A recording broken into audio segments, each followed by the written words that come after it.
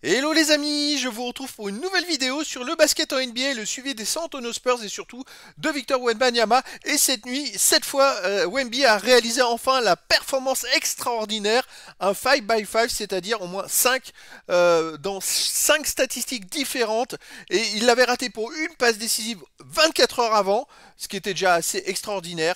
Et donc il vient de le réaliser aux Lakers avec malheureusement une nouvelle défaite des San Antonio Spurs, 123 à 118. Ça par contre, Wemby a beau enchaîner les matchs extraordinaires, et ben ça change pas grand chose pour les Spurs. Alors quand même cette expérience, cette statistique est assez hallucinante puisque c'est le plus jeune joueur de l'histoire de la NBA à faire un 5 by 5.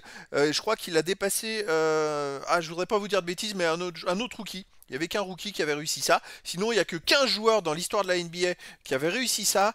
Avant lui, c'est dont Nicolas Batum qui l'avait fait une seule fois d'ailleurs.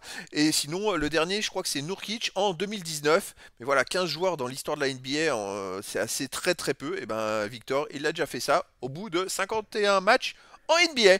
Donc c'est assez extraordinaire. Voilà, donc dans cette vidéo, on va revenir sur le résultat des San Antonio Spurs aux Los Angeles Lakers avec les statistiques des joueurs. On verra ensuite le classement de la conférence Ouest avec l'avancée des San Antonio Spurs qui ont nouveau perdu malheureusement. On verra ensuite les stats de Wemby dans ce match-là avec ses meilleures performances sur un match, puis ses moyennes en saison régulière, puis on enchaînera par ses stats dans l'histoire de la NBA à 20 ans, puis ses stats dans l'histoire des San Antonio Spurs à 20 ans, 21 ans au général, et dans l'histoire des Français en NBA à 20 ans, 21 ans et au général. Et on fera un petit focus sur le prochain match des San Antonio Spurs. Mais voilà, les stats de Victor, déjà, vous pouvez le voir, 27 points, 10 rebonds, 8 passes, 5 comptes, 5 interceptions. C'est extraordinaire et à noter que c'est le premier joueur depuis Michael Jordan en 1987 à réaliser 2 matchs de suite en NBA avec 5 contres et 5 interceptions au moins. C'est-à-dire, vous vous rendez compte de la performance, faire ça 2 fois de suite. Il lui manquait qu'une passe pour avoir carrément le 5 by 5 2 fois de suite, ce qui est assez hallucinant. Allez, on va arriver. Bon, les stats du match. Alors, premier carton, les Lakers menaient 30 à 26. Après, ils ont mené 36-33 au deuxième. Après, 31 partout au troisième. Et les Spurs ont gagné le dernier 28-26 pour perdre finalement que de 5 points. C'était plutôt serré. Côté des Lakers, on a DeAngelo Russell avec 22 points, 8 sur 18 au tir. Ensuite, LeBron James 30 points, 9 passes, 7 rebonds, 13 sur 22 au tir. Sinon, on a 28 points pour Anthony Davis. Il y avait quand même Anthony Davis et LeBron James qui étaient là, hein. Donc, 28 points pour Anthony Davis avec 13 rebonds. Qu'est-ce qu'on a d'autre? 17 points Hachimura avec 7 rebonds. Et puis sinon, Austin Reeves, 10 points, 9 passes et 5 rebonds. Voilà, des stats très complètes pour le 5 majeur. Sinon, ils ont tourné à 51% au tir. Les Spurs de leur côté ont tourné qu'à 43% au tir, donc c'est la petite faiblesse. Malgré ça, ils ne perdent que de 5 points. Donc c'est vraiment très serré. Sinon, pour les Spurs, on a Jeremy Sochan qui fait 15 points, 13 rebonds, 5 passes. Il fait quand même un gros match hein, statistiquement. Sinon, 7 sur 16 au tir. Après, on a pas mal de joueurs à 10-15 points. Mais à part Victor, Victor c'est quand même le meilleur marqueur des Spurs, le deuxième rebondeur, le meilleur passeur, meilleur intercepteur, meilleur contreur. Et ça aurait été marrant qu'il soit meilleur rebondeur également, parce qu'il aurait été meilleur des Spurs dans toutes les stats. Mais bon. Allez, on va passer au classement. Donc les Spurs sont toujours derniers de la conférence Ouest avec 11 victoires à 4 victoires de Portland. Ils visaient de faire au moins 20 victoires cette saison, mais je suis même pas sûr qu'ils fassent 20 victoires.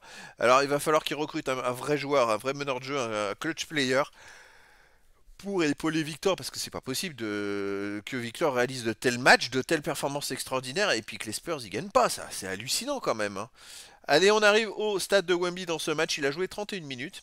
Alors en plus, c'est à noter que c'est le 5 by 5 qui a été réalisé avec le moins de temps de jeu dans l'histoire de la NBA. C'est-à-dire, bon, il n'y avait que 15 joueurs qui en avaient fait, mais je sais plus combien il y en a eu total, 27, je sais plus. Et donc, c'est celui où celui qui a été réalisé avec le moins de temps de jeu. Donc, Victor a petite performance, ce beau record. Donc voilà, c'est plutôt intéressant. Alors les stats, donc il joue 31 minutes, 7 sur 16 au tir, 3 sur 8 à 3 points, 10 sur 11 au lancer franc, 13 à droit au lancer franc. Il marche très très fort au lancer franc hein, quand même, hein.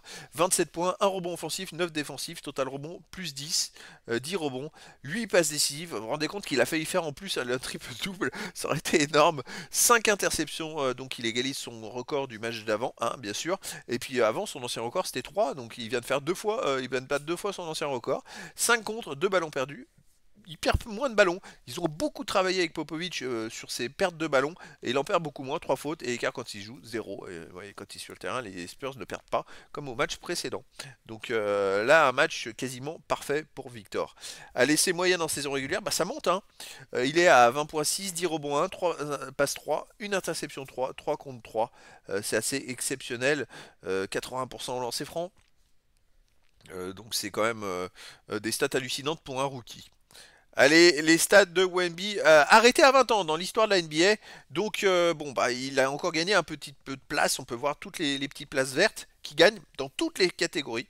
Maintenant, il est 101e au point avec 1052 points. Il lui manque 16 points pour entrer dans les 100 premiers, alors qu'en plus, il est 298e au nombre de matchs joués. C'est pour vous dire à tel point il est performant, parce qu'il joue beaucoup moins de matchs que beaucoup d'autres joueurs qui sont largement derrière lui.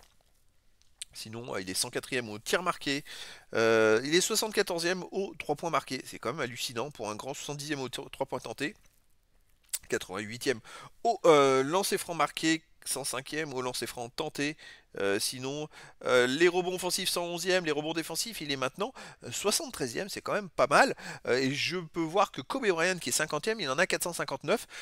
Mais écoutez, il peut peut-être le dépasser assez rapidement quand même. Un rebond défensif, il lui en manque 55 pour dépasser Kobe Bryant. Ça devrait se faire, hein, entre 5 et 10 par match. Ça devrait se faire rapidement. Ensuite, le total rebond, il est 88e, 112e aux passes décisives. Ça, c'est pas mal. Hein. Il lui manque plus que 15 passes décisives pour entrer dans les 100 premiers. Alors ça, c'est carrément hallucinant avec une seule saison NBA alors qu'il a des joueurs en face. Je pense à LeBron James, Stephen Marbury qui avait déjà 2 voire 3 saisons de NBA. Après, dans les interceptions, il est 119e. Là, il vient de faire 10 interceptions en 2 matchs. Il en manque 12 pour rentrer dans les 100. Et les comptes, les amis, il est 18e meilleur contreur de l'histoire de la NBA à 20 ans. Alors qu'il a joué 3 fois moins de matchs que les autres qui sont devant lui. C'est quand même marrant. Ça va être à surveiller. Il en est à 166 et le 10e est à 228. Est-ce qu'il va rentrer dans les 10 premiers? Je ne sais pas si c'est possible. Après, Josh Smith est à 352. Mais je me demande si Josh Smith, il avait déjà pas 2 saisons de NBA complètes. Donc Victor, il lui faudra peut-être 4 ans pour le dépasser. Il va falloir voir, surveiller. En tout cas, il fait une saison tellement monstrueuse que je pense que cette stat-là, elle sera pour lui dans les années à venir. Dommage qu'il ne soit pas arrivé un an plus tôt en NBA. Allez, les stats dans l'histoire des San Antonio Spurs, il a gagné qu'une place dans les games joués, mais sinon il n'a pas gagné de place, il a augmenté son écart pour les contres, il est déjà premier, hein. Mais sinon, pour les rebonds, il se rapproche de Mark Olberding, hein, il lui manque 159 rebonds défensifs, c'est quand même intéressant, et puis sinon pour les 3 points marqués, il n'est plus qu'à 62 paniers à 3 points de Tony Parker. Là, ça va être à surveiller parce que vu que Tony Parker il a un peu stagné entre 20 ans et 21 ans sur les 3 points marqués, c'est pas un gros marqueur. Hein.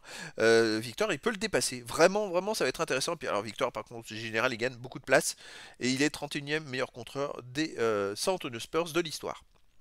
Allez, les stats dans l'histoire des Français en NBA. Bon, bah, Victor a déjà 4 pole positions, on va dire.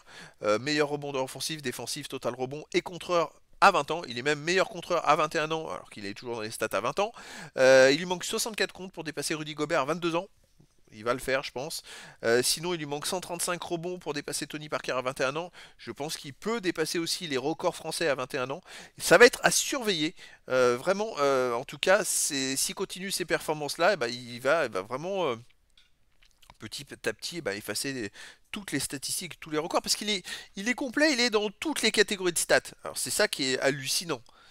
Allez les amis, prochain match, ça sera le 26 février, heure française 2 h du matin. Sinon aux États-Unis, ça sera encore le 25 février. Et donc les San Antonio Spurs joueront au Utah Jazz. Alors Utah Jazz à domicile, c'est 17 victoires, 11 défaites pour au total 26 victoires, 31 défaites. Ils voyagent pas très bien. Hein. À l'extérieur, c'est 9 victoires pour 20 défaites. Mais voilà, les Spurs de leur côté, bah 11-46. 11 victoires, 46 défaites sur cette saison, 6 victoires, 25 défaites à l'extérieur. Est-ce qu'ils vont pouvoir faire quelque chose au Utah Jazz? Je vois que déjà Victor a fait un match extraordinaire alors qu'en face il avait quand même LeBron James et puis Anthony Davis. C'est-à-dire deux cadors de la NBA. Je me dis, quand il va jouer des équipes un peu moins fortes, s'il continue sur ces performances-là, il va un moment, il va tout exploser. Et quand est-ce qu'il va jouer un match 35 à 40 minutes?